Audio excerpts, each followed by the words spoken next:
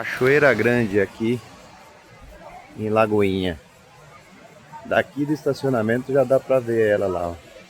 Que é o acesso, a entrada ali atrás, o estacionamento, que é o restaurante.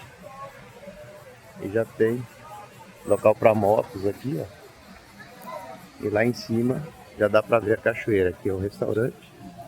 O caixa tem uma lojinha que vende produtos aqui. Tem de produtos artesanais, mel. E aqui já tá a cachoeira. Totalmente fácil. Vem uma estrada asfaltada. Depois mais 1 quilômetro de terra, mais uma estradinha boa. E chega aqui na cachoeira. Top demais.